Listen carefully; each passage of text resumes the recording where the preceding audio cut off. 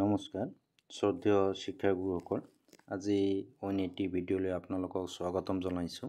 আজি আমি এই ভিডিঅ'ৰ জৰিয়তে আপোনালোকৰ লগত শ্বেয়াৰ কৰিব বিচাৰিছোঁ যে আমাৰ বিভাগীয় ফালৰ পৰা যি এটা অৰ্ডাৰ ওলাইছে সেই অৰ্ডাৰটোৰ গাইডলাইন আৰু আমাৰ লাৰ্ণিং মেটেৰিয়েলছ ৰিলেটেড কি ধৰণৰ ইয়াত নিৰ্দেশনাখিনি দিছে এইখিনি আলোচনা কৰিব ওলাইছোঁ। কাৰণ আপোনালোকে জানে বিগত বছৰবিলাকত এনেকুৱা হৈছে যে আমাৰ কিছুমান মিছ ইনফৰমেশ্যন বা কমিউনিকেশ্যন গেপ হওক বা আণ্ডাৰষ্টেণ্ডিঙৰ কাৰণে হওক কিছু বিদ্যালয়ত কিছু ধৰণৰ বিসংগতি দেখিবলৈ পোৱা গৈছে। আৰু যেতিয়া ষ্টেট ডিষ্ট্ৰিক্টৰ ফালৰ পৰা যেতিয়া মনিটৰিং বা ভিজিট কৰিবলৈ আহে তেতিয়া দেখা যায় আমাৰ কিছুমান বেমেজালিৰ সৃষ্টি হয়। তো আজি এই ভিডিঅ'টোৰ জৰিয়তে ডিটেইলছ আলোচনা কৰিবলৈ লৈছোঁ আমাৰ যাতে এই বেমেজালিখিনি নহয় সেইকাৰণে আপোনালোকে অলপ ভিডিঅ'টো মনোযোগেৰে শুনিব বা চাব। তো তেতিয়াহ'লে আপোনালোকৰ আগতীয়াকৈ এইখিনি ইনফৰমেশ্যন পালে আশা কৰোঁ আপোনালোকৰ একো অসুবিধা নহয়। আপোনালোকে নিশ্চয় স্ক্ৰীনত দেখা পাইছে এটা লেটাৰটো আহিছে office of the mission director Samagra Shiksha Assam Kahilipara Guwahati. তো লেটাৰটো আছে from Shri Khanindra Das ACS officer on special duty Samagra Shiksha Assam. কালৈ পঠাইছে district mission coordinator inspector of school আৰু ডিষ্ট্ৰিক্ট এলিমেণ্টাৰী এডুকেশ্যন অফিচাৰলৈ। তো ইয়াতে চব কি দিছে ছাবজেক্টটো regarding distribution of learning materials for the learners under Nipun Assam mission FLN 2026-27। ইয়াতে আৰু কি দিছে তলত চাওঁ আমি with reference to the subjects state above it is informed to you that like the previous years teaching learning materials grade 1 and 2 are being sent to the blocks of your district for providing to the school both Samagra Shiksha and PM Shri school where Nipun Assam mission FLN is being implemented.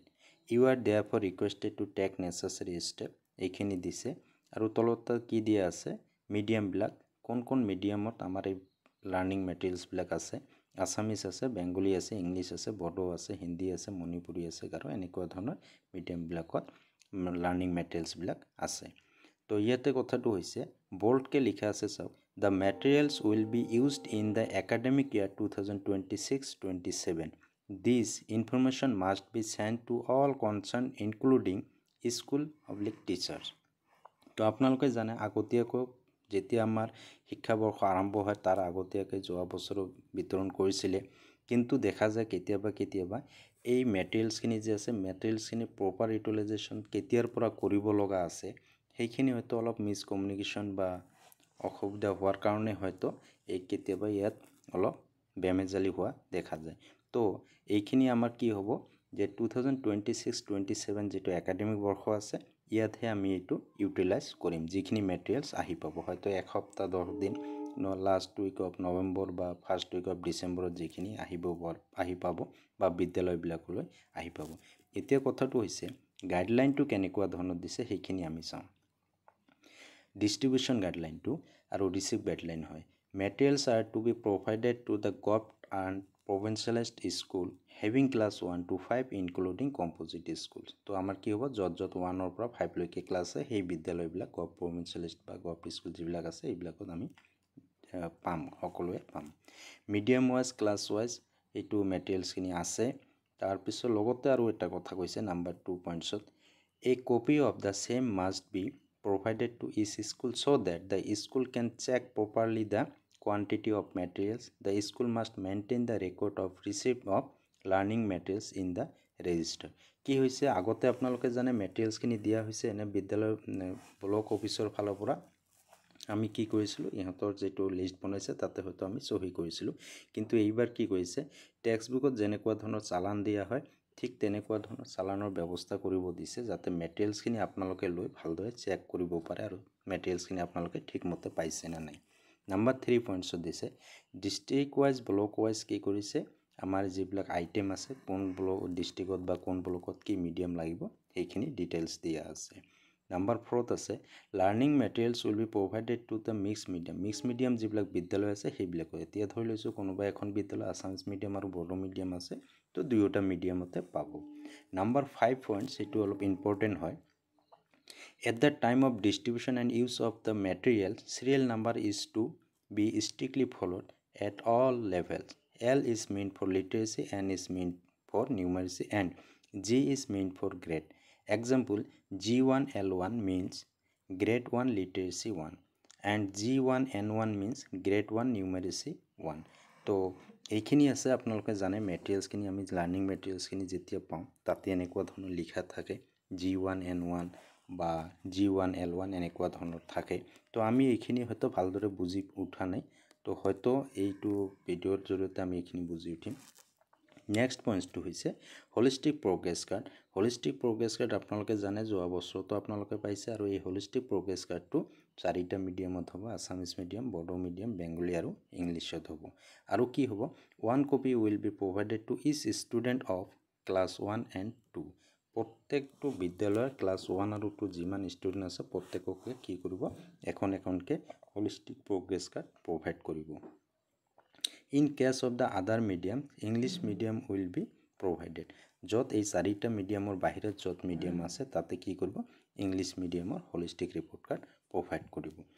তো এইখিনি আছিলে গাইডলাইনটো বিশেষকৈ। তাৰপিছত ইয়াতে distribution প্ৰচেছত 7 number কোনে কোনে involve হ'ব সেইখিনি দিয়া আছে, BSCG DSCG ডিছকাশ্যন হ'ব, এইখিনি আছে। তাৰ বিশেষকৈ আমাৰ বিদ্যালয়বিলাকে 9 নম্বৰ পইণ্টছটো চাওক। Record of receipt and distribution of materials will be maintained properly in stock register from block to school level. A Google form will be created and shared for maintenance of the status on receipt and proper distribution of the materials. তো কি হৈছে, Google link আপোনালোকে জানে ব্লকতো পঠাব, আৰু ঠিক তেনেকুৱা ধৰণৰ বিদ্যালয় যোৱা বছৰত যেনেকুৱা হৈছিলে বিদ্যালয়বিলাকতো পঠাইছিলে, কিন্তু তাতে যিটো ফিডবেক আহিছিলে ফিডবেকটো বহুত হয়তো হতাশজনক দেখিবলৈ পোৱা গৈছিল, যিখিনি আমি ইনফৰমেশ্যন পাওঁ। কাৰণ কিছুমান বিদ্যালয়ত যদিও মেটেৰিয়েলছখিনি এভেইলেবল আছে তথাপিতো হয়তো অলপ বুজাৰ তাৰতম্য হোৱাৰ কাৰণে কি কৰিছে, মেটেৰিয়েলছখিনি আছে কিন্তু ৰেছপন্স যেতিয়া গুগল লিংকত কৰিছে তেতিয়া ন বুলি ৰেছপন্স কৰিছে। তো সেইটোৰ কাৰণে একচুৱেলি গুগল লিংকটোৰ ওপৰত গুৰুত্ব দিছে। তো এইখিনি থাকিল। এতিয়া আমি চাওঁ মেটেৰিয়েলছ আমি কি পাবলৈ গৈ আছোঁ সেইখিনি আমি আপোনালোকে নিশ্চয় স্ক্ৰীনত দেখা পাইছে, ইয়াতে এনেক্সাৰ এ দিয়া আছে detail list of learning materials under Nipun Assam mission FLN 2026-27 class 1ত কি আছে মেটেৰিয়েলছ আমি এইখিনি চাই লওঁ। ইয়াতে চাওক প্ৰথমতে দিয়া আছে নাম্বাৰ 1 নেম অফ আইটেম, যিটো দিয়া আছে কাৰ্যপত্ৰ বিদ্যাৰ প্ৰৱেশৰ। তাৰপিছত 2 নম্বৰত আছে কাৰ্যপত্ৰ লিটাৰেচি, 3 নম্বৰত আছে কাৰ্যপত্ৰ নিউমাৰেচি, 4 নম্বৰত আছে ৰিডিং বুক লিটাৰেচি, 5 নম্বৰত আছে ইংলিছ এক্টিভিটি বুক ক্লাছ 1, আৰু 6 নম্বৰত আছে হলিষ্টিক প্ৰগ্ৰেছ কাৰ্ড SPC যিটো আমি কওঁ।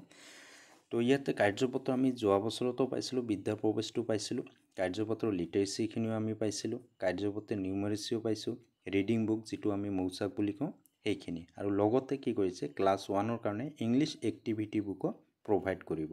তো এইখিনি আমাৰ থাকিব। তাৰপিছত মিডিয়ামখিনিও ইয়াত মেনশ্যন কৰা আছে, 7টা মিডিয়ামত হ'ব। তাৰপিছত এইখিনি আপোনালোকে চাব পাৰিব। তো আৰু এইখিনি আমাৰ ইউটিলাইজেশ্যনৰ সময়টো কেতিয়া দিছে, এইখিনি দিছে will be use from 1 April to 30 June. বিদ্যা প্ৰৱেশ যিটো মডুল আছে, বিদ্যা প্ৰৱেশ মডুলটো আমি কি কৰিলোঁ 1 এপ্ৰিলৰ পৰা 30 জুনৰ ভিতৰত আমি এইটো ইউটিলাইজ কৰিব লাগিব। তাৰপিছত বাকী যিখিনি মেটেৰিয়েলছ আছে এইখিনি হৈছে will be use from 1 August 2026। এইখিনি আপোনালোকে চাওক মেটেৰিয়েলছ কি দিছে, এইবিলাক কাৰ্যপত্ৰ লিটাৰেচি, কাৰ্যপত্ৰ নিউমাৰেচি যিখিনি আছে আমি এইখিনি কেতিয়াৰ পৰা আমি ইউটিলাইজ কৰিব লাগিব 1 আগষ্ট 2026ৰ পৰাহে আমি এইটো ইউটিলাইজ কৰিম। কিন্তু আকৌ একেদৰে গৈ আমাৰ যেতিয়া ৰিডিং বুক আছে for the children of all mediums will be use from April 2026। Mouchak যিটো আছে বা ৰিডিং বুক যিটো আছে সেইটো আমাৰ কি হ'ব 1 এপ্ৰিলৰ পৰা ব্যৱহাৰ কৰিব পাৰিম। তো সেইখিনি আছিল আমাৰ ক্লাছ 1ৰ আইটেম। ক্লাছ 1ৰ আইটেম আমি ইয়াত কিমান পালোঁ, 6টা পালোঁ। তো আমি এতিয়া চাওঁ নেক্সট ক্লাছ 2ৰ কাৰণে কি আইটেম আছে। আপোনালোকে নিশ্চয় স্ক্ৰীনত দেখা পাইছে, এইটো হৈছে আমাৰ ক্লাছ 2ৰ আইটেমখিনি। ক্লাছ 2ৰ কাৰণে কি হৈছে কাৰ্যপত্ৰ লিটাৰেচি আছে, কাৰ্যপত্ৰ নিউমাৰেচি আছে, ৰিডিং বুক আছে লিটাৰেচিৰ ওপৰত, আৰু ইংলিছ এক্টিভিটি বুক আছে ক্লাছ 2 আৰু হলিষ্টিক প্ৰগ্ৰেছ কাৰ্ড। এইটো ক্লাছ 1 আৰু ক্লাছ 2ৰ মাজত ডিফাৰেঞ্চখিনি এইখিনিয়ে হ'ল। ক্লাছ 1ত আমাৰ বিদ্যাৰ প্ৰৱেশ মডুলটো আছিলে, কিন্তু ক্লাছ 2ৰ ক্ষেত্ৰত বিদ্যাৰ প্ৰৱেশ মডুলটো নাই। তো এতিয়া কথাটো হৈছে আমি এইবিলাক ইউজ কেতিয়া কৰিম। এইবিলাক ইউজ কৰাৰ ক্ষেত্ৰত আমাৰ চাওক will be use from 1 April 2026। 1 এপ্ৰিলৰ পৰা 2026 চনৰ 1 এপ্ৰিলৰ পৰা আমি ক্লাছ 2ৰ যিখিনি মেটেৰিয়েলছ আছে কাৰ্যপত্ৰ লিটাৰেচি, নিউমাৰেচি, ৰিডিং বুক গোটেইখিনিয়ে আমি 2026 চনৰ 1 এপ্ৰিলৰ পৰা আমি এইখিনি ব্যৱহাৰ কৰিব পাৰিম বা ছাত্ৰ ছাত্ৰীক আমি এইখিনি প্ৰভাইড কৰিব পাৰিম। তো বেছিক ডিফাৰেঞ্চটো এইটোৱে ক্লাছ 1 আৰু 2ৰ ক্ষেত্ৰত। ক্লাছ 1ত আমাৰ কাৰ্যপত্ৰ যিটো আছে লিটাৰেচি আৰু নিউমাৰেচি যিটো কাৰ্যপত্ৰ আছে সেইটো আহিছে আগষ্টৰ পৰা 1 আগষ্টৰ পৰা, কিন্তু ক্লাছ 2ৰ ক্ষেত্ৰত 1 এপ্ৰিলৰ পৰা। বেছিক ডিফাৰেঞ্চখিনি এইখিনিয়ে। আশা কৰোঁ আপোনালোকে আইটেমখিনি ভালদৰে ইয়াতে যাব পাৰিছে কি ধৰণৰ, কাৰণ আগতে আমি এইবিলাক আইটেমো পাইছোঁ আৰু কি ধৰণৰ প্ৰচিডিউৰ আপোনালোকে ৰিচিভ কৰিব লাগিব ব্লকৰ ফালৰ পৰা সেইখিনিও বুজি পাইছে। তো আজিলৈ ইমানতে এৰিছোঁ, সকলোকে ধন্যবাদ জনাইছোঁ। ধন্যবাদ।